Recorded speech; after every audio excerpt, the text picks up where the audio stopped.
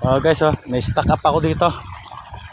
Lakas ng tubig dito, Kala mo pag Sanhan Falls, no?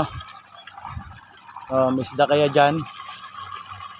Ito, tatalunin natin to, guys.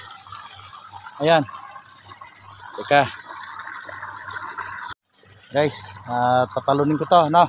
Para makatawid tayo doon. Ayan. Pag nahulog tayo, edi nga 1, 2, 3. Yeah, putang ina, nahulog na tayo. Putang na. Putang na. Nahulog guys yung isang pako. Walang niya. Ito na guys. Nakarating din tayo dito sa hinahalimaw ni Halimaw. Halimaw na nga, nang hahalimaw pa. Ayan. Lapit pa tayo konti.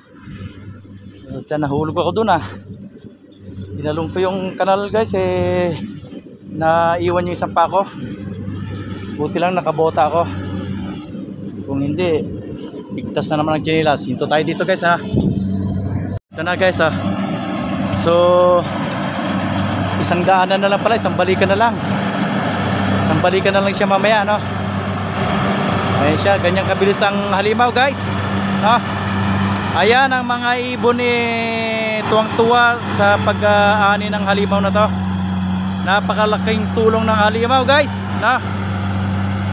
Ayan. Tayo nagpapaani at inahalimaw na ang ating palay. Ayan siya. Iikot yan guys at isang daanan na lang yan, tapos na siguro. Okay guys, so nagpahinga muna si Halimaw, ayun, at kumukuha ng buwelo. At ayun naman yung naghakot na ng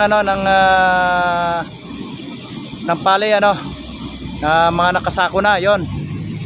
Ayun guys. At traktora naman yan, di ba? Paano naman kasi hindi gagamitan ng halimaw at traktora? Tignan nyo naman, napaka lalim ng putek. So yan ang problema dito, kaya ang laki ng tulong ng ang traktor. Ayan, tignan nyo guys, kanyang dinadampot yung mga palay, Ito na si Halimaw, pabalik na uli. At muli siyang nang hahalimaw. Ayan, isang balikan na lang siya, tapos na guys. Okay, ayun, kita nyo naman, may nagtatay, may nagtatay ng palay. So hindi siya makaahon, So atras ulit siya, malalim doon, malalim, nabalaw siya. So ayan, gagamitan niya ng technique, At gumilit siya sa malalim na yon. Ayun, binanatan niya ng patagilid, Brad. Ayan, hirap na hirap talaga siya, Ayun, pero nakaya rin. Sobrang galing ng halimaw. Salamat sa nakaimbento niyan. Siguro nakaimbento niyan baka di kaya halimaw din. Hindi naman siguro. Mabuting halimaw nakaimbento yan, Ayan guys, Ayan siya. Ayun, nahulog yung palay, Ayan. So nahulog siya, kailangang ibilad yun. Basa. Nabasa. Nahulog ka, nahulog. Ayan sila guys, Habang si Halimaw nang halimaw, ito naman ay kinakarga na yung palay para madala doon sa itaas, sa itaas doon. At pakaabutan pa dito ng ulan, So guys, salamat guys sa inyong panonood sa aking pagbablog.